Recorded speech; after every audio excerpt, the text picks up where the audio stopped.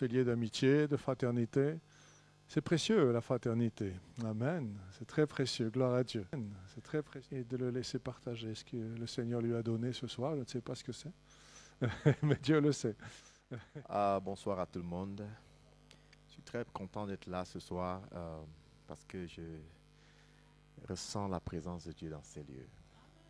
Et chaque fois que je peux saisir la présence de Dieu, je suis très convaincu et certain, sans l'ombre d'un doute, que ce soir va marquer parmi l'un des plus importants dans votre vie, parce que Dieu est là. Amen. Dieu est là. Je pense que j'ai été assez privilégié quand je préparais mon voyage sur l'Afrique. Nous avons un groupe d'intercession et nous prions. Nous avions 7 jours de jeûne et de prière. Et pour la première fois de ma vie, le message que je dois annoncer a été prophétisé. Le Seigneur m'a averti en disant « Fais très attention là où tu vas ». Parce qu'il y a beaucoup de choses qui sont infiltrées dans l'église. Il faut éviter de te contaminer. Mais il a envoyé un message particulier qui annonce une saison nouvelle dans l'église. Et je suis très excité par ce message. Je suis très, très, très excité. Je suis convaincu, sans l'ombre d'un doute, que ce dépôt dans ta vie aujourd'hui va marquer un grand détour pour ton ascension spirituelle. J'en suis certain. Je n'ai pas de doute, pas parce que je suis quelque chose, mais simplement parce que je porte un message qui vient de Dieu. Amen. Je suis content d'être là avec mon épouse. C'est un trésor que Dieu m'a donné. Je suis très, très, très content. Un très grand encouragement pour l'œuvre de Dieu. J'ai rencontré Marc, comme il le disait, dans une retraite que j'avais prise. Vous savez, je n'ai pas été appelé, je n'ai pas été mis à part dans l'évangile à plein temps très tôt. Donc, je travaillais comme ingénieur, comme architecte des systèmes d'information, quand le Seigneur m'a demandé de me mettre à part pour son appel, pour l'œuvre de Dieu. Et comme j'étais encore formaté dans le système du monde, quand vous avez une offre d'emploi, la première des choses que vous demandez, quel est le job description? Quel est... le job description, c'est la description du travail. Qu'est-ce que je veux faire? Parce que quand vous entrez dans une entreprise, vous demandez, qu'est-ce que je veux faire? Vous devez savoir ce que vous allez faire, avec qui vous allez reporter, comment vous allez faire votre travail. Donc, dans ce même réflexe, je me suis déconnecté. J'ai dit, il faut que j'aille chercher Dieu. J'ai pris 1 an de sabbatical avec mon travail. Je leur ai demandé de me donner du temps. C'est comme ça que je suis allé dans la retraite chez Halfling. Et j'ai commencé à prier et chercher Dieu pour que Dieu me donne ma feuille de route. Quelle est ma place dans l'église? Qu'est-ce que je dois faire? Qu'est-ce que Dieu attend de moi? Avec qui je dois travailler? Quel message je dois apporter? Quel problème je suis appelé à résoudre? Ce genre de questions. Et comment je vais faire pour s'occuper de moi et ma famille? Toutes ces questions, je devais comprendre parce que, vous savez, les choses de Dieu sont assez mystérieuses et Dieu n'appartient qu'à... En fait, la solution n'appartient qu'à ceux qui cherchent.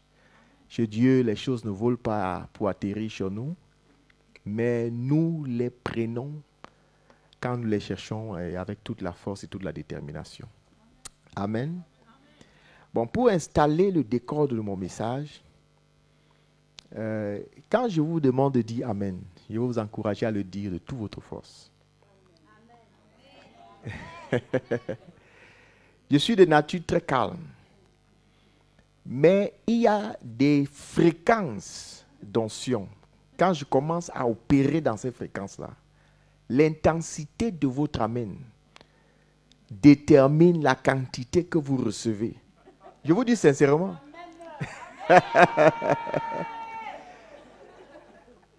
Quand j'ai découvert dans la Bible, quand je cherchais Dieu, je prie, je me retrouve en train de prier à des voix extrêmement fortes. Et je sais que ce n'est pas ma nature. Donc je me dis, est-ce qu'il y a un problème? Je suis rentré dans la Bible, commencé à investiguer. Et je me suis rendu compte que toutes les fois que Dieu devait bouger les impossibilités humaines, il y avait sur la terre l'émission des très grands cris. Est-ce que je peux entendre votre Amen? Quand Jésus devait ressusciter Lazare, il arrive devant le tombeau après avoir menacé tous ceux qui étaient incrédules. Il savait que Lazare allait ressusciter, mais ma Bible déclare que quand il a élevé d'une voix forte, il a crié « Lazare, sors !» Parce que la quantité d'esprit qui entourait Lazare demandait l'intensité d'une voix. Il faut comprendre les mystères de Dieu. Est-ce que vous suivez très bien? Quand le peuple était en train d'entrer vers Jéricho, vous me suivez très bien? Quand vous lisez la Bible, quand Dieu veut faire quelque chose d'extraordinaire, quand les apôtres veulent rencontrer Dieu d'une certaine manière, ils ne se tiennent plus dans les lieux ordinaires. Parfois, ils se mettent même sur le toit en train de prier. Parce qu'il faut que la voix parte à de très longues distances. Toutes les grandes rencontres des prophètes avec Dieu, ça se place sur la montagne. Je suis rentré étudier ce qui se passe par rapport à la fréquence des montagnes. Je me suis rendu compte que quand vous parlez sur la montagne, même si vous parlez un peu, la voix se propage à une très longue altitude. C'est pourquoi sur la terre, quand vous voulez faire descendre la gloire de Dieu, il y a des moments où l'intensité de votre voix détermine la quantité de présence que vous recevez. Est-ce que je peux entendre votre Amen? Non, ce Amen-là n'est pas encore pour moi.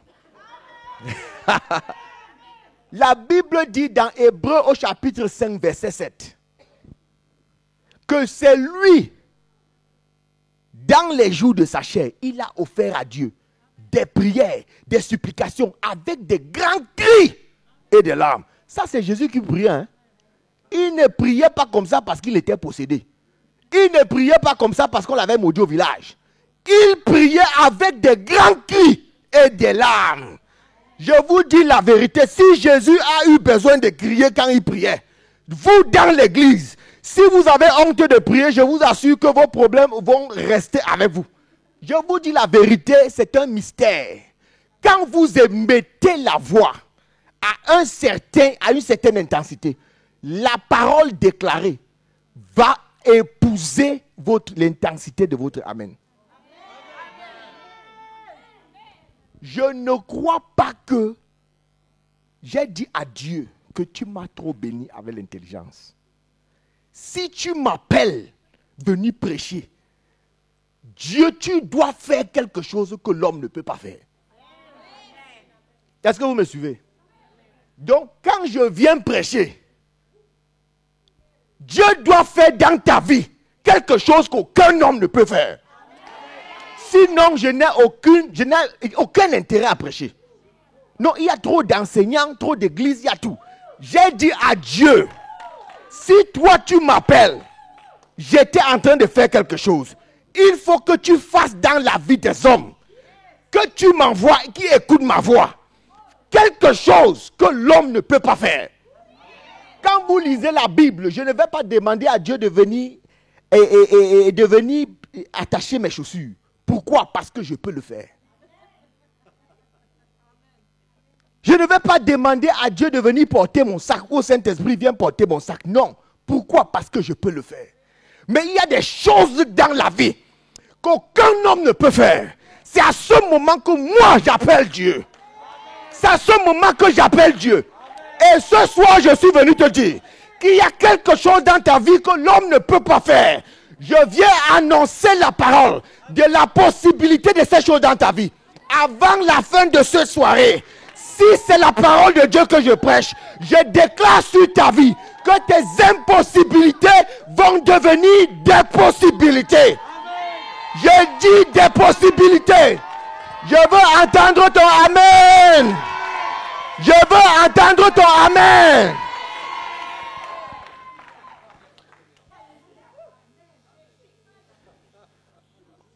Vous savez, parfois nous devenons trop...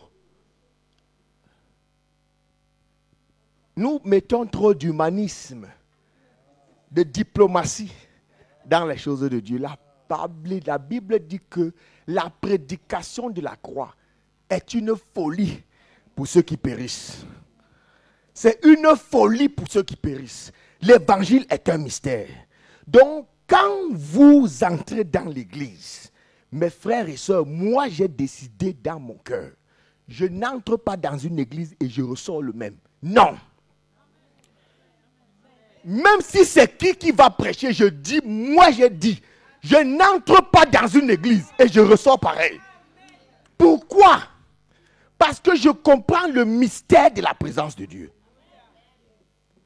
Quand j'entre dans certaines maisons ici, des Africains, ils préparent beaucoup. Et la maison même a le parfum de la nourriture. Quand vous sortez de la maison, on sent que non, vous étiez quelque part où il y avait la nourriture. Vous n'avez pas demandé le parfum de la nourriture, mais le parfum de la nourriture est resté sur vous. Si le parfum, une maison, peut vous contaminer avec le parfum de nourriture, combien à plus forte raison, dans la maison de Dieu, le parfum du ciel, la gloire de Dieu, la faveur de Dieu, c'est ça qui va vous contaminer parce que vous êtes dans la présence de Dieu. Est-ce que je peux entendre votre amen? Vous pouvez vous dire à vous-même que Seigneur, parce que je suis dans ta maison, le parfum du ciel va me contaminer. La faveur de Dieu va me contaminer. Le bonheur va me contaminer. Parce que je suis dans la maison de Dieu.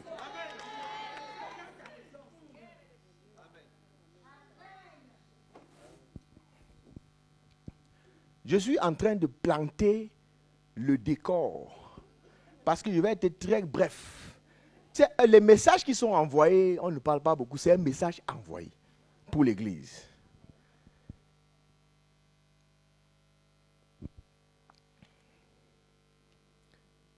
Mes frères et sœurs, nous vivons des temps un peu très compliqués. Dans le monde comme dans l'Église, nous vivons des temps très très compliqués. Je vais parler ce soir le titre du message que je vais apporter, c'est plus qu'un prophète. Dans ce message, je vais vous expliquer la saison dans laquelle nous nous trouvons. Et ensuite, je vais expliquer la fenêtre, la saison dans laquelle nous entrons en tant qu'Église. Et aussi, je vais vous dire comment vous positionner pour recevoir de Dieu ce qui est écrit dans la Bible. Chaque fois que je lis la Bible, j'ai parfois envie de pleurer. Parce que les promesses qui sont écrites dans la Bible, elles sont tellement fortes que parfois j'entre dans l'église, je me demande, est-ce que vraiment nous croyons ce qui est écrit? Est-ce que vous savez qu'on ne doit pas prier pour être guéri? On a déjà été guéri. Donc quand je viens à l'église, ce n'est pas pour prier ou pour supplier Dieu de me guérir. Parce que Dieu m'a déjà guéri. Je ne viens pas supplier Dieu, Dieu, pardon, si tu as pitié de moi, bénis-moi. Non, j'ai déjà été béni. J'ai déjà été fait prospère. J'ai déjà été rempli de toutes les bénédictions dans les lieux célestes. Mais où se trouve le problème? Pourquoi est-ce que dans l'église, on vit ce que nous vivons comme si on avait un père qui nous avait abandonnés? C'est la réalité.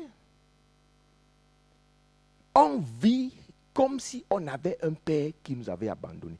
Je vais que nous lisions ce passage dans le livre de Matthieu au chapitre 11 à partir du verset 7 au verset 13.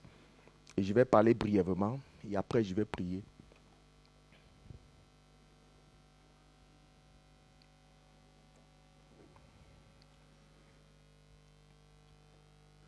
Matthieu chapitre 11.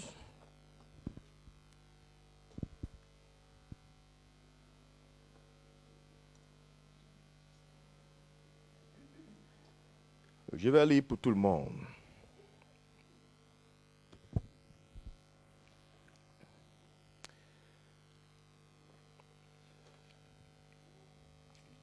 Comme il s'en allait,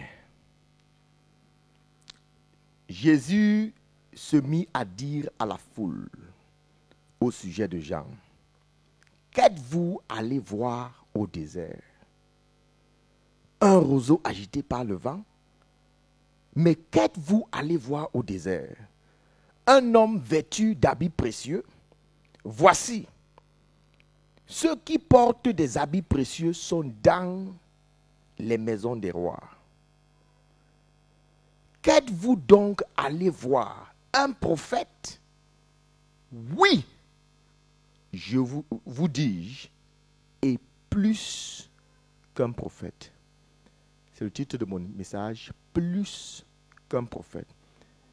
Car c'est celui dont il est écrit, voici j'envoie mon messager devant ta face, pour préparer ton chemin devant toi. Je vous le dis en vérité, parmi ceux qui sont nés des femmes, il n'en est point paru de plus grand que Jean-Baptiste. Cependant, le plus petit dans le royaume des cieux est plus grand que lui. Depuis le temps de Jean-Baptiste jusqu'à présent, le royaume des cieux est forcé et ce sont les violents qui s'en emparent. Car tous les prophètes et la loi ont été prophétisés jusqu'à Jean. Nous allons prier.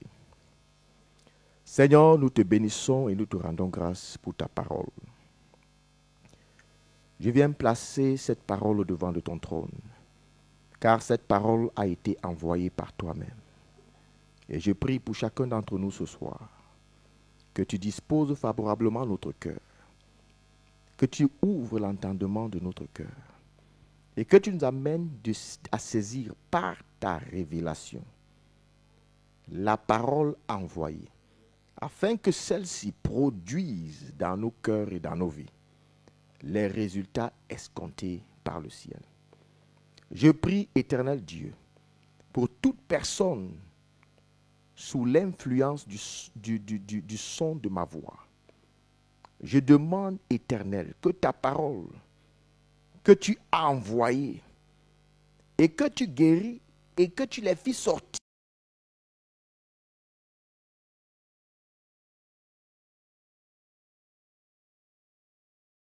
J'ai déjà été fait prospère. J'ai déjà été rempli de toutes les bénédictions dans les lieux célestes. Mais où se trouve le problème? Pourquoi est-ce que dans l'église, on vit ce que nous vivons comme si on avait un père qui nous avait abandonnés? C'est la réalité.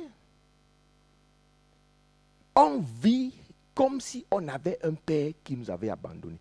Je vais que nous lisions ce passage dans le livre de Matthieu au chapitre 11 à partir du verset 7 au verset 13. Et je vais parler brièvement et après je vais prier.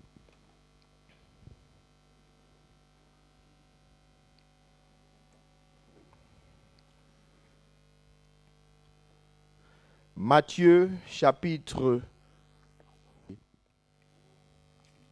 Comme il s'en allait, Jésus se mit à dire à la foule au sujet de Jean, qu'êtes-vous allé voir au désert? Un roseau agité par le vent? Mais qu'êtes-vous allé voir au désert? Un homme vêtu d'habits précieux? Voici, ceux qui portent des habits précieux sont dans les maisons des rois. Qu'êtes-vous donc allé voir? Un prophète? Oui, je vous dis, et plus qu'un prophète. C'est le titre de mon message, plus qu'un prophète. Car C'est celui dont il est écrit, voici, j'envoie mon messager devant ta face pour préparer ton chemin devant toi. Je vous le dis en vérité, parmi ceux qui sont nés des femmes, il n'en est point paru de plus grand que Jean-Baptiste. Cependant, le plus petit dans le royaume des cieux est plus grand que lui. Depuis le temps de Jean-Baptiste jusqu'à présent, le royaume des cieux est forcé et ce sont les violents qui s'en emparent.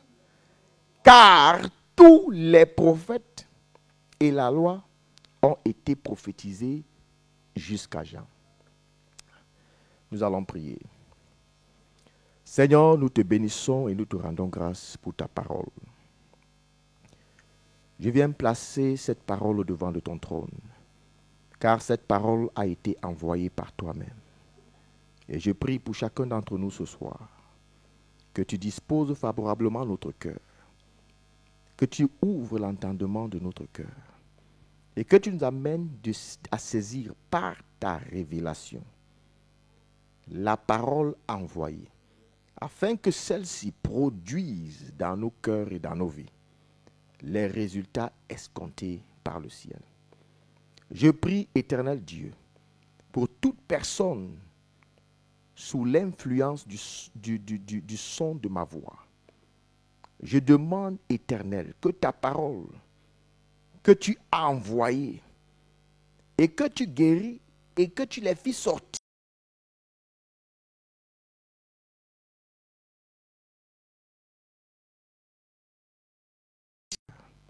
et que tu nous amènes à saisir par ta révélation la parole envoyée, afin que celle-ci produise dans nos cœurs et dans nos vies les résultats escomptés par le ciel. Je prie, éternel Dieu, pour toute personne sous l'influence du son de ma voix.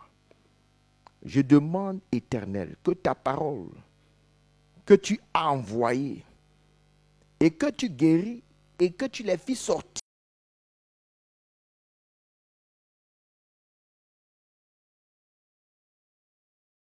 que la même puissance et les vertus rattachées à ta parole, pendant que ton serviteur sera en train de dispenser ta parole, que la guérison soit relâchée dans la salle, que ta faveur soit relâchée dans la salle, que le bonheur qui vient d'en haut, la paix, la joie du Saint-Esprit soit relâché dans la salle, que toute impossibilité soit surnaturellement convertie en possibilité, afin que nous embrassions le bonheur avec plénitude dont nous parle ta parole.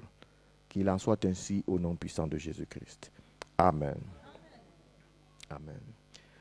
Donc, son frère et sœur, c'est un moment de la vie de Jean où Jean était en prison. Et il envoie demander à Jésus-Christ, est-ce que c'est vraiment toi et si c'était vraiment lui qui devait venir? C'est quand vous êtes dans des moments de trouble, dans les moments de difficulté, dans les moments d'adversité, il peut vous arriver parfois à douter. Vous avez suivi Dieu pendant un certain temps, vous avez cru en Dieu, vous avez fait des déclarations, vous avez cru en des prophéties, des choses ont été annoncées à votre égard, mais pendant que John était en prison, il s'est reposé la question, est-ce que c'est vraiment Jésus dont j'ai parlé? Et Jésus envoie de lui donner une réponse. Mais après, Jésus se tourne vers les disciples et il demande, qui est-ce que vous êtes allés regarder dans le désert? Vous savez, Jean-Baptiste avait un ministère très étrange. Quand il voulait prêcher, il partait dans le désert pour prêcher. Aujourd'hui, nous courons vers les gens pour prêcher. Viens à l'église, viens à l'église. Vraiment, il y a ceci. Viens. Mais Jean-Baptiste, quand quand il voulait prêcher, il partait, il fuyait la ville, il part dans le désert. C'était un ministère très étrange. Et les gens le suivaient dans le désert pour aller prêcher. Est-ce que vous me suivez très bien? Il veut prêcher, il quitte la ville, il quitte les villages, il s'en va dans le désert. Et les gens commencent à le suivre. Et arrivé au désert, il prêche. Et Jésus demande à ces gens, mais qu'est-ce que vous êtes allés voir dans le désert? Est-ce que vous êtes allés voir quelqu'un habillé ou vêtu en habit de roi? Que non, si c'était le cas, il fallait aller dans le... Mais qu'est-ce que vous êtes allés voir dans le désert? Est-ce que vous êtes allés voir un prophète? Lui-même répond, oui, un prophète, mais plus qu'un prophète. Et il dit de Jean que de tous les hommes qui sont nés d'une femme, il n'y a aucun qui soit grand comme Jean-Baptiste. Est-ce que vous suivez très bien? Il dit donc que plus qu'un prophète. Et moi, je me suis posé la question. Pourquoi est-ce que Jean est appelé plus que prophète? Parce que quand vous lisez l'Ancien Testament et vous voyez ce que Dieu a fait avec des prophètes. Avec Moïse, il a ouvert la mer Rouge. Avec les gens comme les Élisée, les Élie. Des miracles inimaginables que Dieu a fait avec ses prophètes. Mais la Bible nous dit que Jean n'a fait aucun miracle. Mais pourquoi est-ce que Jésus appelle Jean plus qu'un prophète? Qu'est-ce qui fait de Jean plus qu'un prophète alors que lui, il n'a fait aucun miracle? C'est la question que je me suis posée. Mais c'était une question qui était très... La réponse était là puisque Jésus lui a demandé, lui-même a répondu. Il a dit plus qu'un prophète car c'est de lui dont il est écrit. Qu'il viendra pour annoncer et aplanir les sentiers du Seigneur. Donc ce qui fait de Jean plus qu'un prophète, c'est qu'il porte le message que voici l'agneau de Dieu qui ôte le péché du monde. Est-ce que vous suivez très bien? Jusqu'à ce moment de Jean, les prophètes venaient prophétiser pour dire aux gens ce qu'ils devaient faire pour plaire à Dieu. Mais pour la première fois dans l'humanité, on voit un homme qui vient de la part de Dieu et il ne vient plus demander aux hommes de... Il vient dire qu'il y a quelqu'un que Dieu a envoyé. Qui va venir ôter lui-même résoudre le problème du péché dans le monde. Ce message était tellement précieux que parce que lui portait ce message, il est devenu plus que tous les prophètes qui ont jamais existé. Est-ce que vous me suivez très bien? Ça veut donc dire que le problème le plus important, le plus complexe de l'humanité était renfermé dans le péché. Est-ce que vous suivez très bien? Je suis allé dans une pharmacie en Amérique et j'ai demandé au pharmacien, est-ce que vous avez là, parmi toutes vos choses-là, un médicament que quand tu bois ça, tu ne peux plus mentir? La pharmacienne me regarde. Elle me demande, are you okay? Pour demander, est-ce que tu es normal? Je lui dis, mais les gens ont envoyé les fuseaux à la Lune. On a fait tout genre des inventions possibles. Mais est-ce que je ne suis pas en droit de te demander si vous n'avez pas aussi inventé quelque chose pour le mensonge? Ok, vous n'avez pas pour le mensonge. Est-ce que vous avez alors quelque chose que quand quelqu'un boit ça, s'il est un homme, il ne peut pas tromper sa femme? Elle me regarde encore. Est-ce que vous suivez? Le problème du péché dans le monde. Il y a une seule personne que Dieu lui-même a envoyé. Et c'est le seul problème qui est la racine de tous les autres problèmes dans le monde. Et Jean portait ce message. Et ce message a fait de lui le plus que tous les prophètes qui ont existé. Est-ce que vous me suivez? Jésus est venu pour ôter le péché du monde. Il est venu pour ôter le péché de la vie des hommes. Et aujourd'hui, nous vivons une saison très compliqué.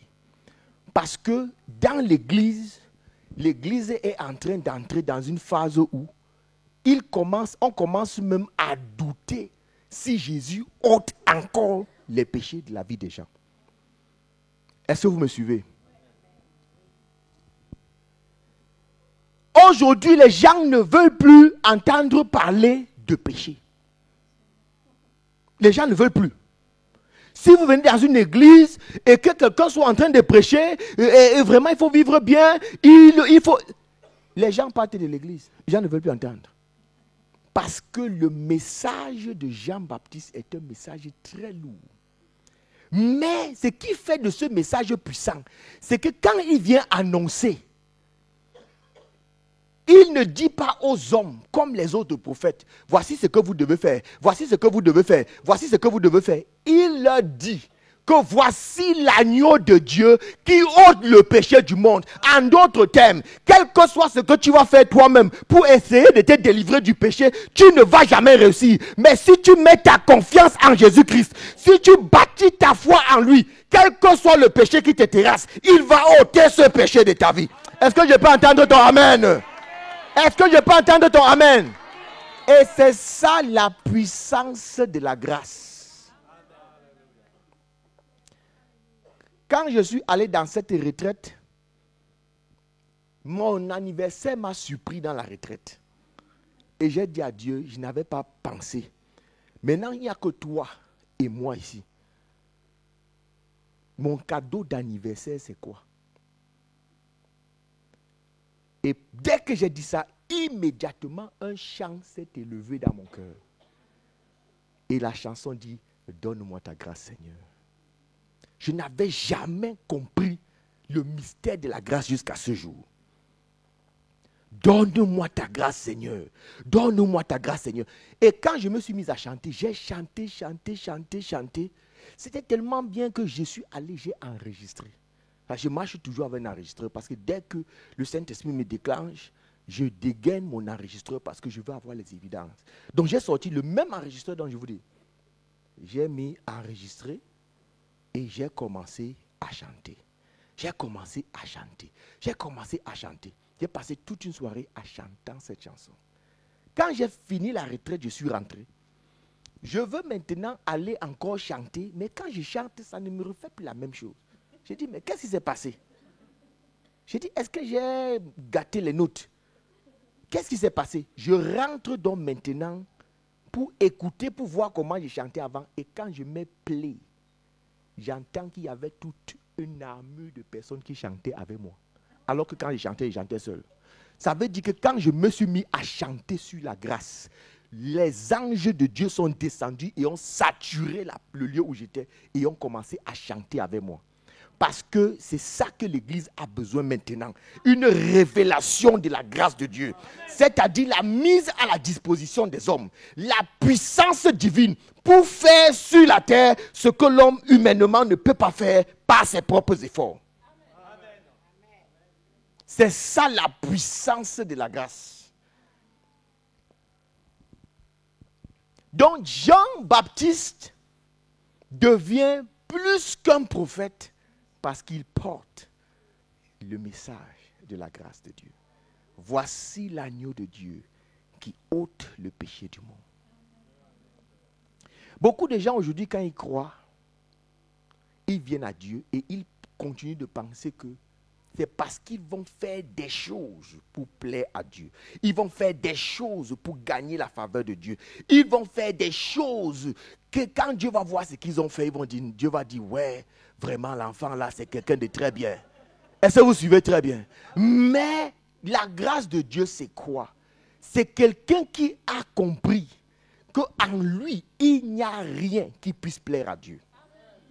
En lui, il n'y a que même les meilleurs de ses efforts. Arriver devant le trône de Dieu n'est simplement comme un vêtement souillé. Mais au même moment, il croit qu'il y a un homme qui a été envoyé. Et qu'en lui, il y a une puissance. Que si je mets ma foi en cet homme-là, ce que je ne pouvais pas faire, surnaturellement, il y aura une transformation qui va pénétrer mon être et qui va me faire devenir que les choses que j'aimais à la folie, je commence à les détester. Le cœur de l'homme transformé par la puissance de la grâce, c'est l'évangile que Jean est venu apporter.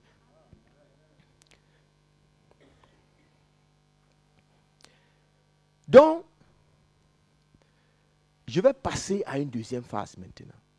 Vous savez que Dieu travaille avec des modèles. Quand Moïse devait construire le tabernacle, Dieu a dit à Moïse, prends soin de bâtir selon le modèle que je t'ai montré sur la montagne. Modèle, c'est quoi? Dieu veut remplir la terre de tous les humains. Il prend seulement un homme et une femme. C'est terminé. Tous les hommes ont le même principe de fonctionnement. Même si tu es blanc, tu es noir, si on va couper le cœur fonctionne la même chose. C'est pas ça? Même yeux, même nez. Il n'y a pas le docteur des blancs et le docteur des noirs. C'est le même fonctionnement. Est-ce que vous suivez très bien? Vous êtes court comme moi, vous êtes géant. Même fonctionnement. C'est ça le modèle. Les principes ne changent pas. Il peut y avoir des petites variétés, ceux qui sont un peu costauds, ceux qui sont un peu minces, tout ça là, mais le fonctionnement est pareil. C'est ça qu'on appelle modèle. Est-ce que vous suivez très bien? Dieu ne change pas dans ses principes. Quand la Bible dit Dieu ne change pas, ce n'est pas que Dieu ne change pas. Dieu a dit qu'il va détruire Ninive. Quand Jonas est parti prêcher, Dieu a changé son avis. Est-ce que vous suivez très bien? Non, ce sont les principes de Dieu qui ne changent pas. Quand Dieu dit pour entrer au ciel, il faut passer par Jésus-Christ. Ça, c'est un principe. Quel que soit ce que tu es dans la vie, si tu n'acceptes pas Christ, tu n'entres pas au ciel. Ce n'est pas que Dieu est mauvais ou bon, c'est le principe qu'il a établi pour aller au ciel. Est-ce que vous suivez très bien? Ça ne dépend plus de la bonté de Dieu. Dieu ne change pas dans ses principes. Dieu veut détruire le peuple d'Israël. Moïse se tient et dit que non. Il dit, je vais susciter un peuple de toi. Moïse dit jamais. Il intercède et Dieu change d'avis. Dieu peut changer d'avis. Est-ce que vous suivez très bien? Et je vais vous dire une chose. S'il y avait quelque chose qui vous faisait penser que peut-être Dieu était en colère à cause de vous, de votre famille et autre chose, le sang de Jésus-Christ, de façon irrévocable, fait changer l'attitude de Dieu à votre égard. Est-ce que vous suivez très bien? Même si la colère de Dieu était comment? Quand vous embrassez par la foi le Christ, je vous dis, les pensées de Dieu à votre égard changent. Donc, Dieu ne change pas dans ses façons. Si Dieu veut faire, tous les hommes sont pareils. Donc, quand Dieu veut envoyer le sauveur de l'humanité, il envoie un homme, Jean-Baptiste, pour venir avec un message, pour venir préparer la venue du Seigneur. Amen. La même manière, Jésus revient une seconde fois. Suivez très bien là maintenant. Ça, c'est le cas. Ça, c'est vraiment le nœud là. Jésus est en train de revenir. Tous les signes sur la terre ont déjà montré que Christ est à la porte. Est-ce que vous suivez très bien? De la même manière, il y a une onction qui est relâchée sur la terre. Et cette onction, c'est l'onction de la grâce. Les personnes qui annoncent la puissance que Dieu a mis à disposition des hommes, afin qu'ils vivent comme Dieu veut qu'ils vivent. Pas par leur force, pas par leur puissance, mais par la puissance de Dieu lui-même. Et ces personnes qui viennent annoncer ce message-là, Dieu les revêt d'une puissance particulière. Est-ce que vous me suivez très bien? Parce que Dieu veut préparer l'église et la rendre prête afin que Jésus-Christ revienne la chercher. Est-ce que vous suivez très bien? J'ai rencontré un pasteur en Amérique. Quand j'ai découvert ces choses, je suis allé le rencontrer. Je lui dis, mais quand je vois ce qu'on fait dans les églises en Amérique, je me pose des questions. Il me dit, qu'est-ce qui ne va pas? Je dis non. Quand je regarde la saison, j'étudie la Bible, je regarde ce qu'on doit prêcher et autres, je lui dis que je ne vois pas. Il me dit que, mais pasteur, si tu veux avoir une église de 10 personnes, de 20 personnes, tu commences à prêcher, tu sais que tu vas prêcher là. L'église, tu auras seulement 10 ou 20 personnes. Parce que les gens ne supportent plus la saine doctrine. Vous savez pourquoi? Parce qu'ils pensent que l'évangile vient leur demander de faire des choses. Donc, quand vous annoncez la parole de Jean-Baptiste, la parole qui vient délivrer les hommes des péchés, quand vous annoncez ça, ils pensent que vous êtes en train de les juger, de les condamner. J'aime les homosexuels, mais l'homosexualité est un péché et vous pouvez être délivré de ça. Je ne déteste pas les hommes ou les femmes qui vivent mal. Mais je vous dis qu'il y a la solution de ce problème-là. Et c'est ça que je viens vous donner. Vous aimez un sidéen, vous avez le remède du sida dans le sac. Si vous ne vous le donnez pas, vous êtes un criminel. Je suis venu annoncer au peuple de France qu'il est possible de vivre une vie sainte si vous mettez votre foi en Jésus-Christ. Il est possible de plaire à Dieu. Il a pourvu lui-même, par sa divine puissance, tout ce qui contribue à la foi et à la piété. C'est déjà donné. Il est possible de vivre comme Dieu veut. Est-ce que vous me suivez très bien? Et c'est donc le message que Dieu envoie dans l'église maintenant, afin que le peuple de Dieu soit préparé à la venue de Christ. Si vous êtes fiancé avec quelqu'un, et à quelques jours du mariage, la personne ne se sent pas excitée par rapport au mariage, annulez ses fiançailles, la personne ne vous aime pas.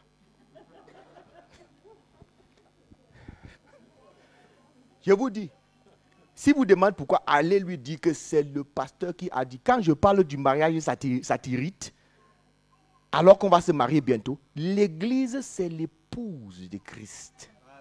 Si le message sur la venue de Jésus-Christ ne te rend pas excité, ne te rend pas content, oh, je serai dans les airs avec lui. Et c'est que je questionne la qualité du Saint-Esprit qui est en toi.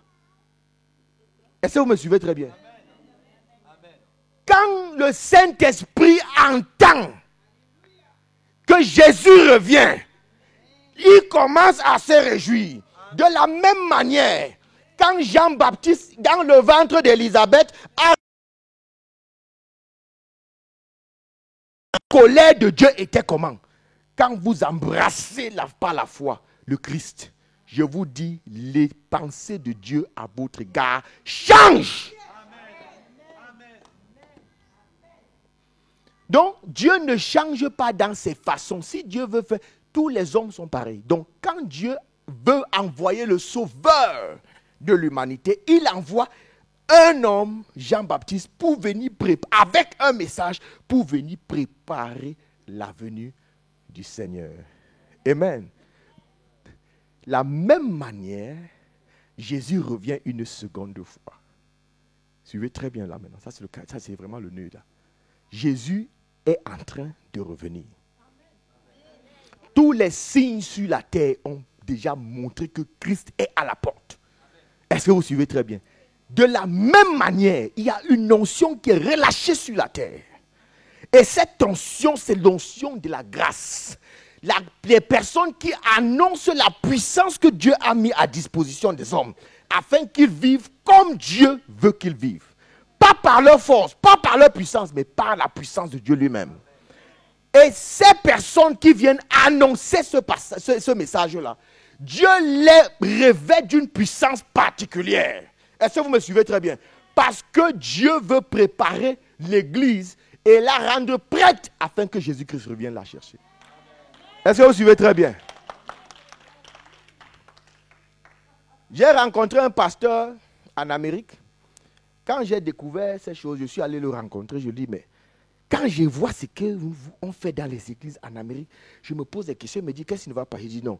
Quand je regarde la saison, j'étudie la Bible, je regarde ce qu'on doit prêcher et autres, je lui dis que je ne vois pas. Il me dit que, mais pasteur, si tu veux avoir une église de 10 personnes, de 20 personnes, tu commences à prêcher, tu sais que tu vas prêcher là. L'église, tu auras seulement 10 ou 20 personnes. Parce que les gens ne supportent plus la saine doctrine. Vous savez pourquoi? Parce qu'ils pensent que l'évangile vient leur demander de faire des choses. Et donc quand vous annoncez la parole de Jean-Baptiste, la parole qui vient délivrer les hommes des péchés, quand vous annoncez ça, ils pensent que vous êtes en train de les juger, de les condamner. J'aime les homosexuels, mais l'homosexualité est un péché et vous pouvez être délivré de ça. Je ne déteste pas les hommes ou les femmes qui vivent mal. Mais je vous dis qu'il y a la solution de ce problème-là. Et c'est ça que je viens vous donner. Vous aimez un sidéen, vous avez le remède du sida dans le sac. Si vous ne vous le donnez pas, vous êtes un criminel. Je suis venu annoncer au peuple de France qu'il est possible de vivre une vie sainte si vous mettez votre foi en Jésus-Christ. Il est possible de plaire à Dieu. Il a pourvu lui-même, par sa divine puissance, tout ce qui contribue à la foi et à la piété. C'est déjà donné. Il est possible de vivre comme Dieu veut. Est-ce que vous me suivez très bien? Et c'est donc le message que Dieu envoie dans l'église maintenant, afin que le peuple de Dieu soit préparé à la venue de Christ. Si vous êtes fiancé avec quelqu'un, et à quelques jours du mariage, la personne ne se sent pas excitée par rapport au mariage, annulez ses fiançailles, la personne ne vous aime pas.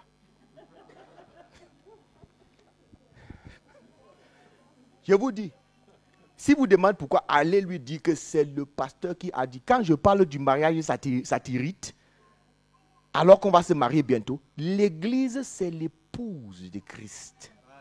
Si le message sur la venue de Jésus-Christ ne te rend pas excité, ne te rend pas content, oh, je serai dans les airs avec lui. Et c'est que je questionne la qualité du Saint-Esprit qui est en toi. Est-ce que vous me suivez très bien? Quand le Saint-Esprit entend que Jésus revient, il commence à se réjouir. De la même manière, quand Jean-Baptiste, dans le ventre d'Élisabeth, a dans l'église maintenant, afin que le peuple de Dieu soit préparé à la venue de Christ. Si vous êtes fiancé avec quelqu'un, et à quelques jours du mariage, la personne ne se sent pas excitée par rapport au mariage, annulez ses fiançailles, la personne ne vous aime pas.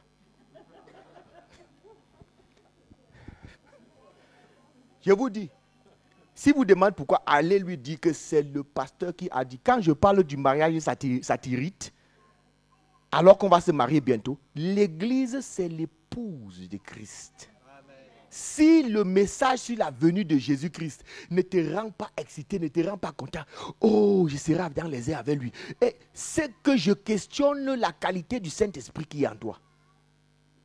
Est-ce que vous me suivez très bien? Quand le Saint-Esprit entend que Jésus revient, il commence à se réjouir. De la même manière, quand Jean-Baptiste, dans le ventre d'Élisabeth, quand le Saint-Esprit entend que Jésus revient, il commence à se réjouir. De la même manière, quand Jean-Baptiste, dans le ventre d'Élisabeth, dans le ventre d'Élisabeth, Jésus dans le ventre de Marie, il a commencé à tressaillir de joie. Il a commencé à tressaillir de joie. Pourquoi? Parce que le Seigneur était en train de venir sur la terre. Quand on déclare que Jésus est en train de venir, ceux qui ont le vrai Saint-Esprit commencent à se réjouir, même s'ils n'ont pas l'argent, même s'ils n'ont pas les voitures, même s'ils n'ont pas les positions. Il regarde, il entend Jésus revient, il commence à se réjouir, il commence à se réjouir, il commence à se réjouir. On demande, mais qu'est-ce qui ne va pas avec cet homme? Qu'est-ce qui ne va pas avec cette femme? Non, non, non, au fond de moi, Jésus revient, Jésus revient. Ma vie sur la terre ne peut pas être comparée à la gloire qui est à venir. Même si j'ai souffert pendant 50 ans, moi je suis en train d'entrer dans plus de milliards, des milliards, des milliards, des milliards d'années. Un bonheur qui ne s'arrête jamais. Je vous dis, si le Saint-Esprit est en vous, il va se réjouir.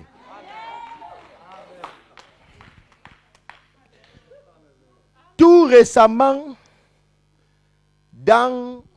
on était à 1 milliard de dollars de loto en Amérique. 1 milliard de dollars. Et je me suis mis à réfléchir. Parce que quand quelqu'un gagne le loto, tout ce qu'il a, c'est un petit ticket. Tout ce qu'il a, c'est un petit ticket. Donc, quand on a déjà repéré le gagnant de loto, on va maintenant le filmer. Il dit que j'ai gagné le loto, il regarde le ticket, il regarde les numéros, il regarde. Tout de suite, la manière de marcher change. Hey. Il n'a encore rien. Tout ce qu'il a, c'est un ticket. Est-ce que vous suivez? Il n'a pas encore touché l'argent. Tout ce qu'il a, c'est un ticket. Mais il sait qu'avec ce ticket-là, j'ai mon milliard. Je suis venu vous dire que vous avez plus qu'un ticket qui va vous donner plus que des richesses. Et vous devez vous réjouir. Vous devez vous réjouir. Vous devez vous réjouir. Vous devez vous réjouir.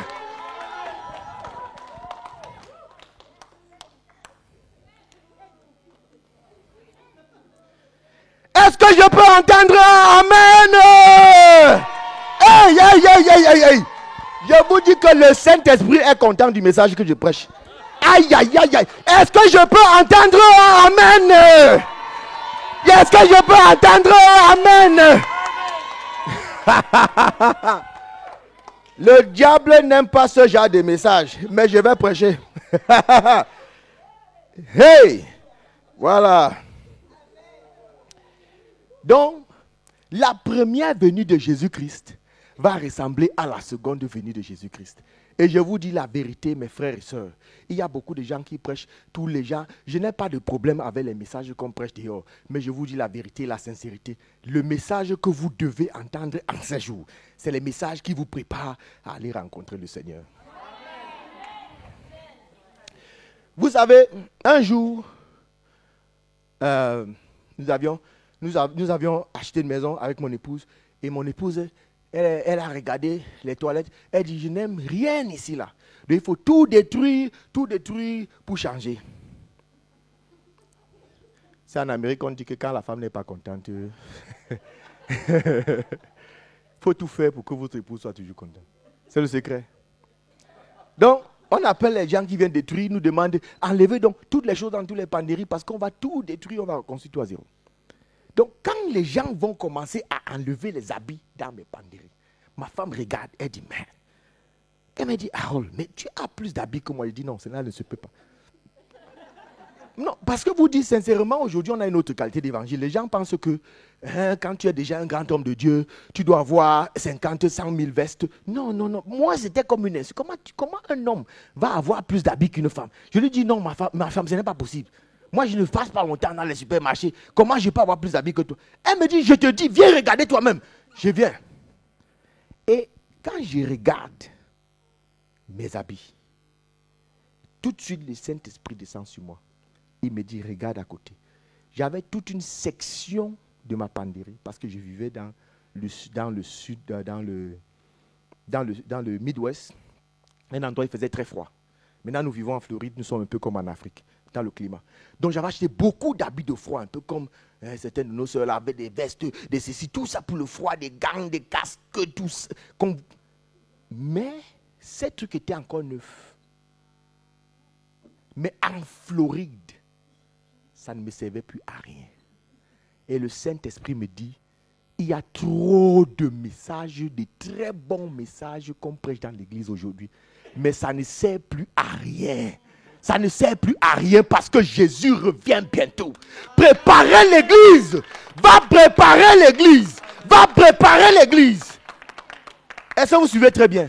Je ne suis pas en train de condamner ou de critiquer les gens qui prêchent tout ce qu'ils prêchent. Mais je suis venu vous dire qu'à cette heure de l'humanité, le message que nous devons recevoir, l'onction qui est relâchée du ciel, c'est l'onction pour préparer l'église à la venue de Christ. Amen. Vous savez, Dieu travaille, les saisons seront pareilles. Vous savez, on a dit quoi? Dieu travaille en modèle. Dans les mêmes conditions qui entouraient la venue de Jésus avant qu'il vienne, seront les mêmes conditions qui vont entourer la venue du Seigneur. La seconde venue. Jean-Baptiste écrit, envoie dire à Jésus quand sa vie est en danger. On est sur le point de couper sa tête et le livrer sur un plateau d'argent.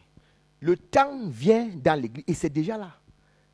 On ne dit pas dans les médias, mais il viendra un moment où la foi de l'homme, la décision d'être fidèle à Dieu pourra vous coûter même votre vie. Mais vous devez dire comme l'apôtre Paul, mourir m'est un gain. Est-ce que vous suivez très bien? Est-ce que vous suivez très bien? Parce que personne ne peut ôter la vie éternelle que vous avez. N'ayez pas peur de ce qui peut vous tuer temporairement sur la terre, mais ayez peur de celui qui, après vous avoir tué, peut vous envoyer dans la Géhenne. Donc, en réalité, les messages que nous devons recevoir aujourd'hui doivent bâtir dans nos cœurs la crainte irrévocable de Dieu. On doit craindre Dieu. On doit craindre Dieu. On doit craindre Dieu. La Bible dit de Jésus-Christ, dans Ésaïe au chapitre 11, quand la Bible dit l'esprit de sagesse, l'esprit d'intelligence, l'esprit de connaissance de l'Éternel reposera sur lui. Et ça, quand vous lisez jusqu'au verset 5, il dit, il respirera la crainte de l'Éternel. Donc quand Jésus respirait, il expirait, il craignait Dieu. C'était la crainte de Dieu. Quelqu'un qui craint Dieu, il y a des choses qu'il ne peut plus faire. L'église a besoin de la visitation de la crainte de Dieu encore. Quand vous craignez Dieu, vous êtes un bon mari. Quand vous craignez Dieu, vous êtes une bonne femme. Quand vous craignez Dieu, vous êtes un bon chrétien. La crainte de Dieu, c'est un esprit qui redescend visiter l'église. Pour ceux qui crient à Dieu, j'ai besoin de ta grâce.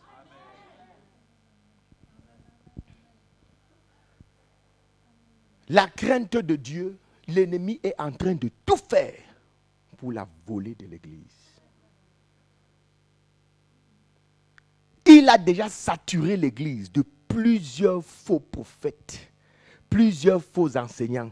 Le diable va te dire, tu peux prêcher comme tu veux aussi longtemps où je te fais vivre comme je veux. Est-ce que vous me suivez très bien? Le diable n'a pas de problème avec les prédiques. Il a le problème avec ceux qui vivent ce que Dieu attend d'eux. Amen. Les conditions seront pareilles. La parole de Dieu était rare. Pendant 400 ans, avant que Jean-Baptiste n'arrive, aucun prophète n'a surgi en Israël. Et vous devez savoir qu'à cette époque, il n'y avait pas de Bible. Quand je dis qu'il n'y avait pas de Nouveau Testament, des gens écoutaient exclusivement ce que Dieu disait par la bouche de ses serviteurs. Donc quand il n'y a pas de prophète, il n'y a pas de parole. La parole de Dieu était rare. Aujourd'hui, j'entends les tempêtes, il y a tout sur Internet, les gens prêchent à gauche et à droite, mais je vais vous dire que la véritable parole de Dieu, envoyée du ciel, elle est très rare en ces jours. Elle est rare.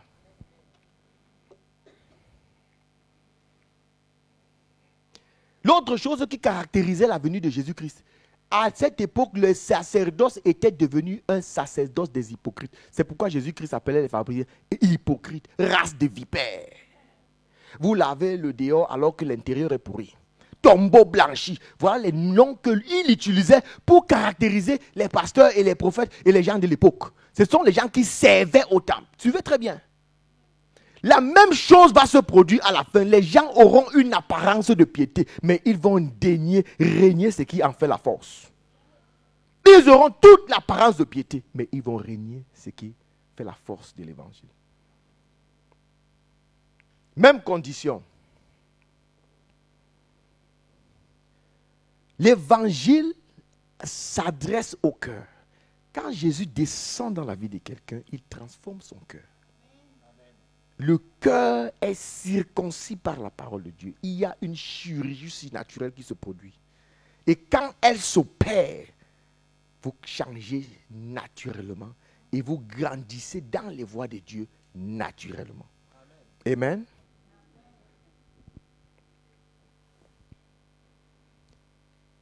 Nous allons lire Apocalypse chapitre 22 du verset 14 au verset 16. Et on va terminer avec ça. chapitre 22.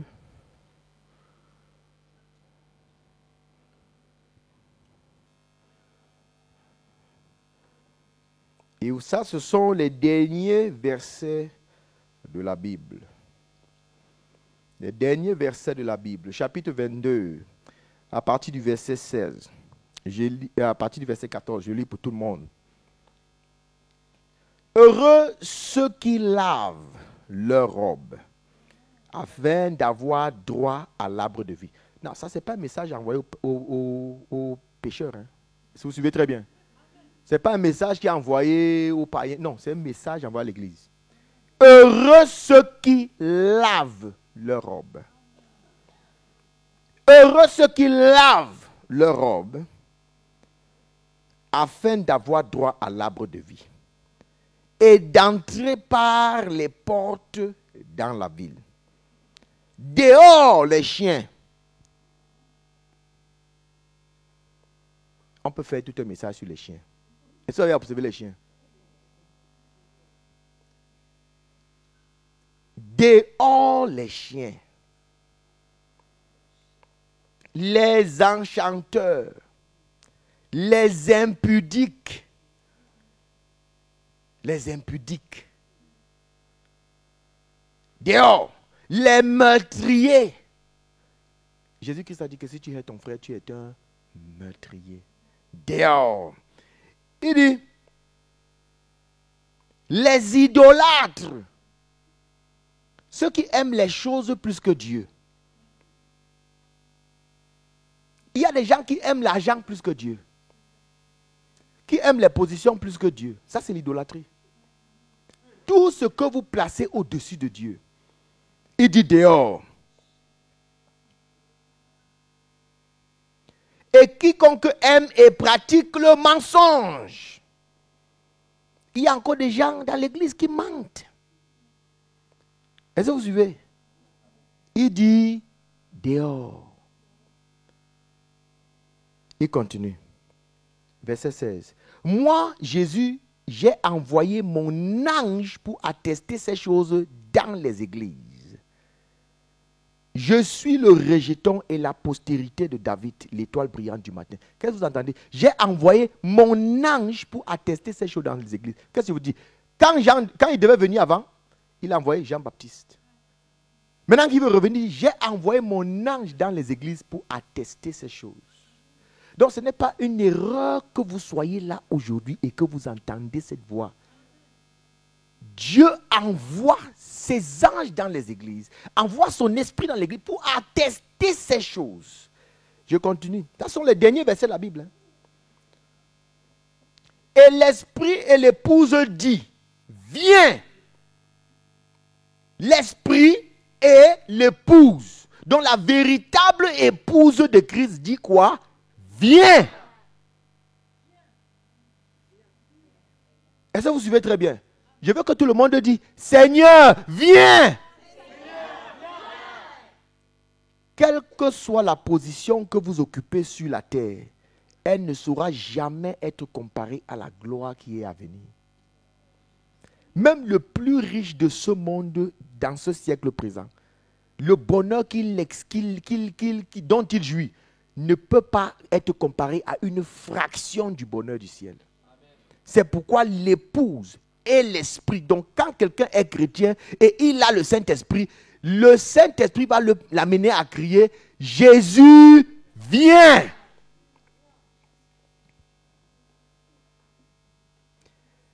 Et que celui qui entend dise, viens. Et que celui qui a soif vienne. Que celui qui veut prenne. Quelqu'un peut lire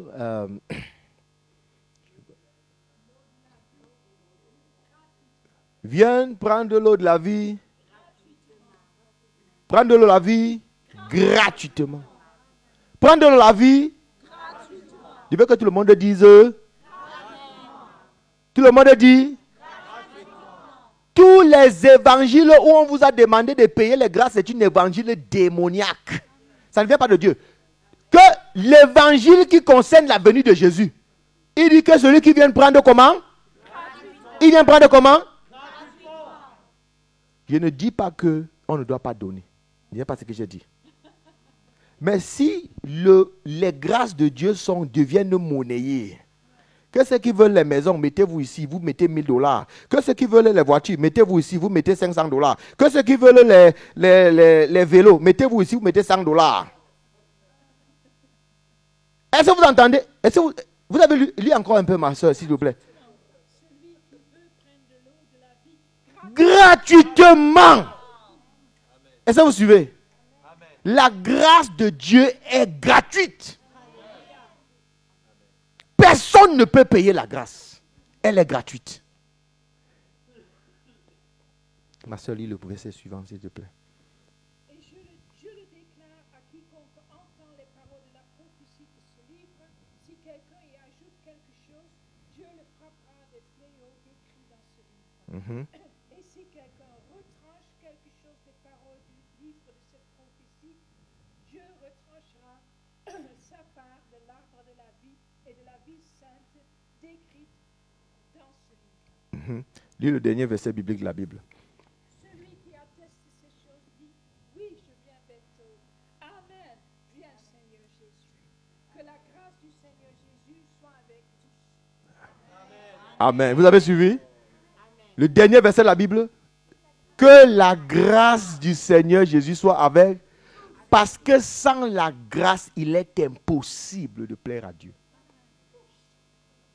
C'est un don. Donc, je vais terminer mon message ici. Beaucoup de questions. La question que je me suis posée pendant longtemps, c'est Seigneur, comment avoir accès à ta grâce? Et la réponse était immédiate. Il est écrit, Dieu fait grâce aux humbles, mais il résiste aux orgueilleux. C'est pourquoi l'évangile commence par la repentance. La repentance est la première indication de l'humilité. L'humilité qui consiste à reconnaître que je ne peux pas faire de mes propres forces. Seigneur, j'ai besoin de ta grâce. Je n'ai pas honte dans cette génération. Je sais que je ne peux pas. J'ai besoin de ta grâce. C'est ceux qui s'humilient de cette manière qui reçoivent la grâce de Dieu. J'ai lutté avec ce péché pendant longtemps. J'ai lutté avec ces difficultés pendant longtemps. Seigneur, j'ai besoin de ta grâce. Aujourd'hui, je veux me donner à ta grâce. Je vais donc terminer en demandant à ceux qui dans la salle, pendant que la parole passait, tu as senti que tu as besoin d'une grâce particulière. Je vais m'accorder avec toi par la foi pour invoquer la grâce de Dieu. Ça peut être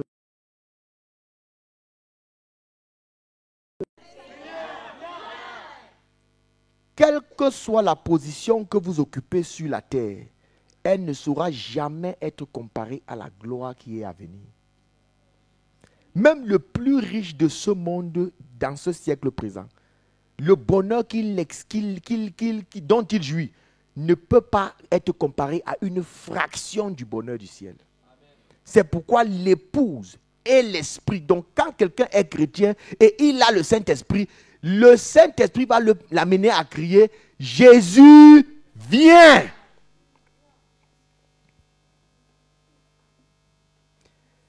Et que celui qui entend dise « Viens !» Et que celui qui a soif vienne. Que celui qui veut prenne. Quelqu'un peut lire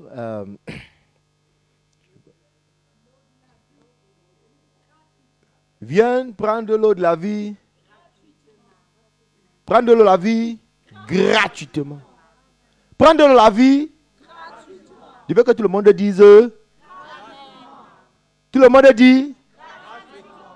Tous les évangiles où on vous a demandé de payer les grâces, c'est un évangile démoniaque. Ça ne vient pas de Dieu. Que l'évangile qui concerne la venue de Jésus, il dit que celui qui vient prendre comment?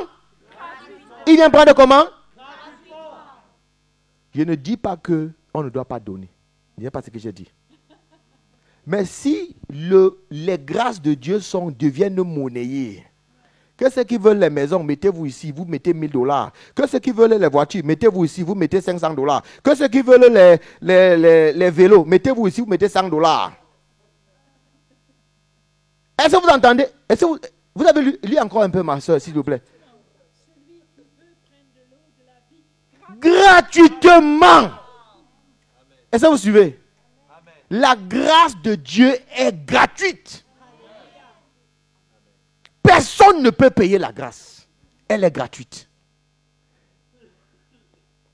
Ma soeur, lis le verset suivant, s'il te plaît. et je le déclare à quiconque entend les paroles de la prophétie de ce livre. Si quelqu'un y ajoute quelque chose, Dieu le frappera des fléaux décrits dans ce livre. Et si quelqu'un retranche quelque chose des paroles du livre de cette prophétie, Dieu retranchera sa part de l'arbre de la vie et de la vie sainte décrite dans ce livre. Lis le dernier verset biblique de la Bible. Celui qui atteste ces choses dit, oui, je viens bientôt. Amen. Viens, Seigneur Jésus. Que la grâce du Seigneur Jésus soit avec tous. Amen. Vous avez suivi? Le dernier verset de la Bible. Que la grâce du Seigneur Jésus soit avec. Parce que sans la grâce, il est impossible de plaire à Dieu. C'est un don. Donc je vais terminer mon message ici. Beaucoup de questions. La question que je me suis posée pendant longtemps, c'est Seigneur, comment avoir accès à ta grâce? Et la réponse était immédiate. Il est écrit, Dieu fait grâce aux humbles, mais il résiste aux orgueilleux. C'est pourquoi l'évangile commence par la repentance. La repentance est la première indication de l'humilité. L'humilité qui consiste à reconnaître que je ne peux pas faire de mes propres forces. Seigneur, j'ai besoin de ta grâce. Je n'ai pas honte dans cette génération. Je sais que je ne peux pas. J'ai besoin de ta grâce. C'est ceux qui s'humilient de cette manière qui reçoivent la grâce de Dieu. J'ai lutté avec ce péché pendant longtemps. J'ai lutté avec ces difficultés pendant longtemps. Seigneur, j'ai besoin de ta grâce. Aujourd'hui, je veux me donner à ta grâce. Je vais donc terminer en demandant à ceux qui dans la salle, pendant que la parole passait, tu as senti que tu as besoin d'une grâce particulière. Je vais m'accorder avec toi par la foi pour invoquer la grâce de Dieu. Ça peut être aux humbles, mais il résiste aux orgueilleux. C'est pourquoi l'évangile commence par la repentance. La repentance est la première indication de l'humilité. L'humilité qui consiste à reconnaître que je ne peux pas faire de mes propres forces. Seigneur, j'ai besoin de ta grâce. Je n'ai pas honte dans cette génération. Je sais que je ne peux pas. J'ai besoin de ta grâce. C'est ceux qui s'humilient de cette manière qui reçoivent la grâce de Dieu. J'ai lutté avec ce péché pendant longtemps. J'ai lutté avec ces difficultés pendant longtemps. Seigneur, j'ai besoin de ta grâce. Aujourd'hui, je veux me donner à ta grâce. Je vais donc terminer en demandant à ceux qui dans la salle, pendant que la parole passait, tu as senti que tu as besoin d'une grâce particulière. Je vais m'accorder avec toi par la foi pour invoquer la grâce de Dieu. Ça peut être ceux qui dans la salle, pendant que la parole passait, tu as senti que tu as besoin d'une grâce particulière. Je vais m'accorder avec toi par la foi pour invoquer la grâce de Dieu. Ça peut être quel niveau que ce soit. Tout a été donné. C'est pourquoi Paul va toujours écrire que la grâce de Dieu vous soit multipliée. Vous pouvez avoir la grâce dans un domaine, mais il vous manque dans un autre. Et nous devons grandir en grâce chaque jour, chaque jour, chaque jour. La croissance spirituelle est une croissance de grâce. Une découverte de ce que Dieu a déjà mis à notre disposition. Et une prise de possession de ce que Dieu a mis à notre disposition. Le moyen d'y accéder, c'est l'humilité. Dieu fait grâce aux humbles. Dieu donne sa grâce aux humbles. Et il résiste aux orgueilleux. C'est-à-dire à ceux qui pensent qu'ils peuvent faire ça d'eux-mêmes.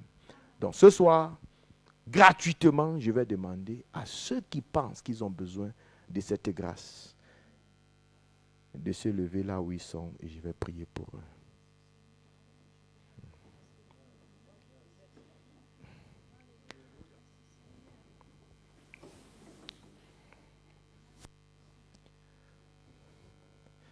Je veux que tu commences à parler à Dieu toi-même. Tu dis à Dieu, j'ai besoin de ta grâce. Et je vais chanter pendant que tu fais ta prière devant le Seigneur.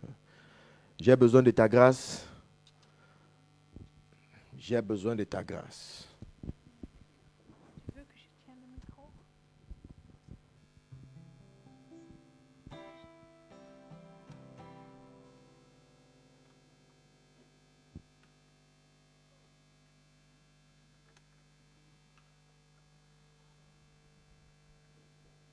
Nous restons dans la présence Amen. de Dieu et nous contemplons la gloire de Dieu. J'ai besoin de la grâce de Dieu. C'est le cri de ton cœur en ce moment. Amen.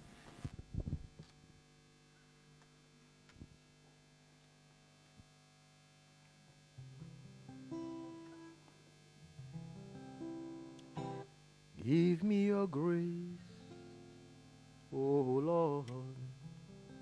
Give me your grace, oh my God. Give me your grace, oh Jesus. Your grace. Give me your grace, oh Lord.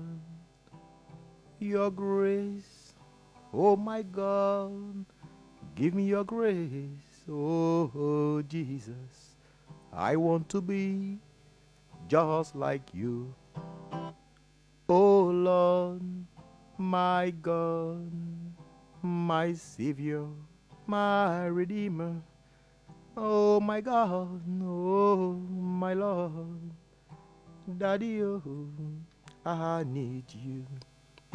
When I look at you, oh God, Daddy, I see your holiness. When I search and I look in the Word, oh, I see your power and your love and compassion, holiness and power. When I search and I look in the life, oh my God, I need your grace. Give me your grace, oh Lord. I need your grace, oh my God. Give me your grace, oh Jesus. I want to be just like you. Give me your grace, oh Lord. I need your grace, oh my God. Give me your grace, oh Jesus. I want to be just like you. Give me your grace, oh Lord. I need your grace, oh my God. Give me your grace, oh Jesus. I want to be just like you. Amen. Je veux que vous répétez après moi cette prière.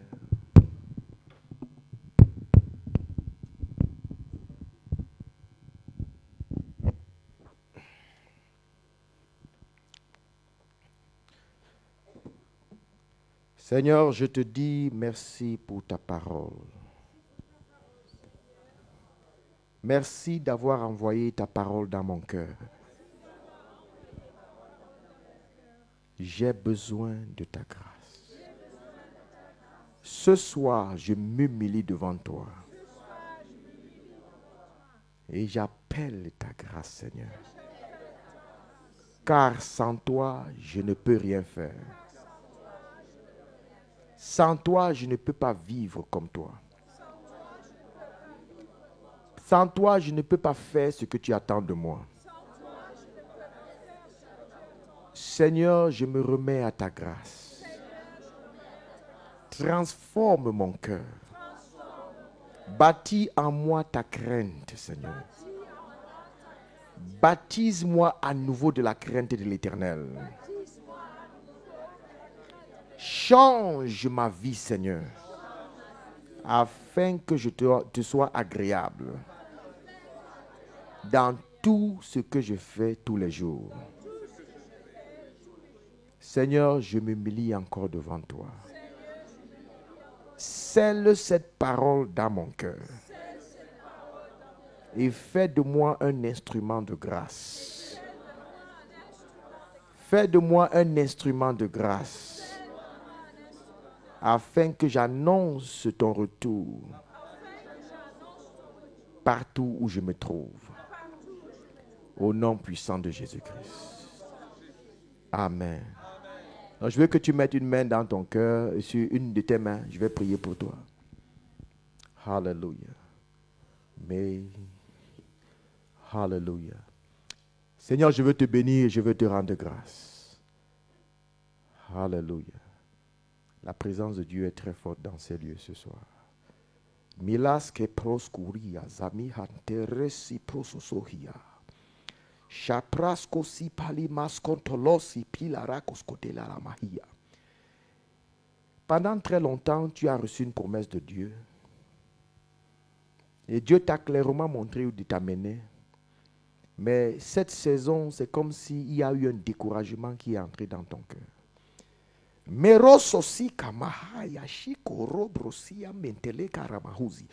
Tu sens le découragement qui a pénétré ton cœur. Quand je priais ce matin, Dieu m'a montré une femme. Elle était découragée. Elle a un bon cœur, elle l'a déjà sacrifié. Mais elle était fatiguée. Elle était fatiguée. Je dis à ma femme, oh mon Dieu, je relâche par la grâce de Dieu, la puissance de Dieu pour renouveler tes forces maintenant. Au nom puissant de Jésus-Christ. Le Saint-Esprit est sur toi en ce moment. Parce que tu te reconnais. Parce que la voix de Dieu, quand ça vient, tu sais que c'est toi. Le Saint-Esprit est sur toi. Et la puissance de Dieu est en train de travailler, opérer dans ton cœur maintenant. Et le Seigneur est en train de me dire, de te dire, il n'est jamais trop tard, il n'est jamais trop tard, il n'est jamais trop tard. Il s'appelle Je suis, c'est-à-dire qu'à tout moment, il peut faire ce qu'il a déclaré qu'il va faire. Et ce soir, c'était le point final des larmes qui ont longtemps coulé de tes yeux. Ame sotolo zaki bresi sontoli marahia. Au nom puissant de Jésus, au nom puissant, je vais imposer la main à cette personne. Je vais imposer, je sens cette nécessité. Habas kebro toli mamahin telia roblos kibaria. Yes, c'est toi ma sœur, viens. Amos soti la keze. Romo sasu, est-ce que je peux avoir de l'onction d'huile? Amas sotolibi.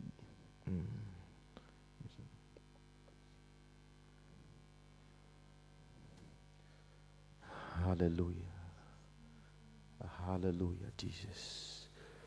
Hallelujah, hallelujah, hallelujah. Melo sasi campilarono soti la babahinto le mata la blaski boria dusi. Marona si campache pretula zipirianto sosu. Rakaskanti le manto lopa hitalia rapapani. Zekura si parashi cantolomia sipai. Hebro sosompa likintazia rababahinti ria mosondila. Ramas kata zabrasuzuma hitalika. Marondos kipinda lila doria. Thank you, Jesus. Thank you, Jesus. Thank you, Jesus. Thank you, Jesus. Thank you, Jesus. Thank you, Jesus. Thank you, Jesus. Thank you, Jesus. Hallelujah. Merci, Seigneur. Le Seigneur restaure. Le Seigneur restaure. Le Seigneur restaure. Hallelujah, Jesus. Merci, Seigneur. Merci, Seigneur. Seigneur, à partir de ce jour, de par le sceau que tu as mis sur ta servante, je prie au Dieu afin que les désirs secrets de son cœur soient amenés à manifestation dans le nom puissant de Jésus-Christ. Dans le nom puissant de Jésus-Christ. Je prie pour la restauration complète de son corps, de son âme et de son esprit, afin qu'elle vive la plénitude de ta grâce, dans le nom puissant de Jésus-Christ. Amen. Hallelujah. Hallelujah. Hallelujah. On va maintenir une main sur votre cœur pendant que je suis en train de prier. Je suis un simple serviteur. Si le Seigneur m'arrête pour prier pour quelqu'un, je le ferai. Mais ma prière, je viens m'accorder avec le ciel pour la descente de la grâce de Dieu. Une grâce nouvelle, une grâce nouvelle, une grâce nouvelle. Shakamoria sipate, la kuria mosuzuda. Il y a quelqu'un ici, Dieu veut que tu lui fasses confiance. Ta confiance et ta foi en Dieu a été affectée. De façon à ce que quand on parle même des choses, tu as cru au miracle avant. Tu as cru à la puissance de Dieu.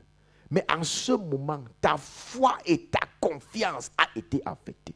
Et vous savez, quand on a lu de Jean-Baptiste, le genre de foi dont la Bible parle, c'est la foi violente. Il dit, depuis le temps de Jean-Baptiste jusqu'à nos jours, le royaume des cieux est forcé et ce sont les violents qui s'en emparent. Seigneur, je prie pour le relâchement d'une violente foi dans le cœur de tout un chacun ici. Alléluia. Alléluia.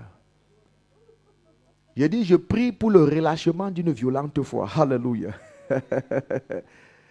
Le Saint-Esprit installe dans ton cœur une foi violente. Pendant qu'on continue de prier, je vais vous faire ce témoignage brut pour que vous compreniez la violente foi. Ma belle-sœur, un jour, elle avait déjà, je crois, 33 ans ou 34 ans. On est à la maison vers 19h, 20h, elle a sonné. Elle a voyagé pendant plus de 4 heures de temps pour venir à la maison. Dès qu'elle entre, je dis que tu sors d'où? C'est ma belle-sœur, elle me dit, je suis venue afin que tu me donnes mon mari. J'ai voulu répondre dans la chair que mais je distribue les maris maintenant. Le Saint-Esprit me dit, tais-toi. Elle dit, je suis venu afin que tu me donnes mon mari. Je me suis tué quand le Saint-Esprit m'a demandé de me taire. Alors, on est en train de regarder, elle a pris le iPad de mon épouse, elle commence à regarder les photos. Elle tombe sur la photo de quelqu'un, elle regarde, elle dit, ah, c'est qui ça? Elle dit, ah, c'est tel et tel, c'est quelqu'un que nous connaissons, c'est un frère, un homme de Dieu très sérieux et tout ça. Très, très sérieux, un homme de Dieu consacré. Elle dit, mais il est marié. On dit non. Elle dit, mais comment vous avez les gens comme ça, vous ne me connectez pas? Il faut quand même me mettre, avant que lui-même. On a seulement ri. Quand on est parti dormir, généralement je travaille et je prie dans la nuit. Il est 3 heures du matin. Je lui ai demandé la question, je lui ai posé la question. Tu veux te marier quand? Elle me dit, juin. C'était mai ou juin. C'était quoi, mai ou juin? Juin. Elle me dit juin. On est en février. Elle me dit juin. Parce que quand je voulais la reprendre, le Saint-Esprit m'a dit, tais-toi. Je lui ai demandé, tu veux te marier quand? Elle me dit juin. Quand je suis en train de travailler dans la nuit, il est 3 heures du matin, mon téléphone sonne. La même photo qu'elle a vue le matin. Quelqu'un avec qui on ne parle pas dans la nuit. C'est la première fois qu'il m'appelle à 3 heures du matin. Il me dit, Harold, homme de Dieu, je n'arrive pas à dormir. Je dis que qu'est-ce qui se passe? Dieu est en train de me dire, je sens comme si Dieu est en train de me dire que tu as ma femme. Tu connais ma femme. La même nuit, je lui pose la question, tu veux te marier quand? Il me dit juin. Je dis que ta femme est entrée là à 20h. Est-ce que vous me suivez très bien? Est-ce que vous me suivez très bien? Donc je demande à Dieu maintenant, mets ta main sur ton cœur. Ce genre de foi, c'est la foi violente. Elle a décidé qu'elle vient pour prendre son mari. Est-ce que vous suivez très bien? La femme à la perte de sang, Jésus même n'avait pas prévu dans son agenda guérir cette femme. Elle a décidé que je vais toucher le vêtement de Jésus et je serai guéri. Quand je priais ce matin, Dieu m'a dit qu'il y a la foi de plusieurs qui sont en train de mourir dans l'église. Je suis venu relâcher la foi violente dans ta vie maintenant et je veux entendre ton Amen. Je dis, je veux entendre ton Amen. C'est le temps de pleurer est fini. Dieu attend que tu manifestes la violence de ta foi. Je dis, cette promesse que Dieu t'a faite, cette promesse que Dieu t'a faite, sur la grâce de Dieu, par le nom de Jésus, j'appelle cette promesse à existence maintenant au nom puissant de Jésus-Christ.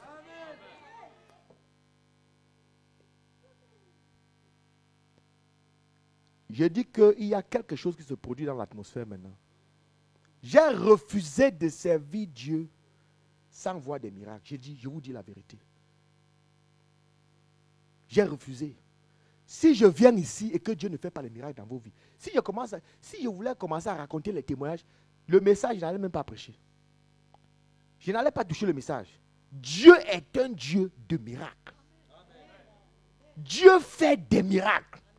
Ce qui est impossible dans ta vie, Dieu veut le faire. Et il peut le faire. Tout ce qui te nuit, qui est comme une épine dans tes pieds, Dieu a dit que rien ne pourra te nuire. Donc ce qui te nuit n'est pas dans le plan parfait de Dieu pour toi. La nuisance n'est pas dans le plan parfait de Dieu. Dieu veut que nous ayons la vie comme notre soeur a lu. Et la vie en abondance. Est-ce que vous suivez très bien? Maintenant que tu as accepté le message de la grâce, parce que tu l'as accepté, Seigneur, je prie que toute autre chose leur soit ajoutée maintenant au nom de Jésus. Si j'étais toi, j'allais dire Amen. Amen. Hallelujah. Merci Seigneur. Merci Seigneur. Hallelujah. Merci Seigneur. Dis avec moi maintenant, Seigneur Jésus, j'ai reçu ta parole. J'ai reçu la foi violente de la fin des temps. Je crois tes promesses et je déclare en ce jour que je ne mourrai pas sans voir l'accomplissement de tes promesses. Je ne mourrai pas sans entrer dans ma destinée. Au nom puissant de Jésus-Christ. Au nom puissant de Jésus-Christ. Au nom puissant de Jésus-Christ. Et tout le monde dit Amen 3 fois. Amen. Amen et Amen. Que le Seigneur vous bénisse.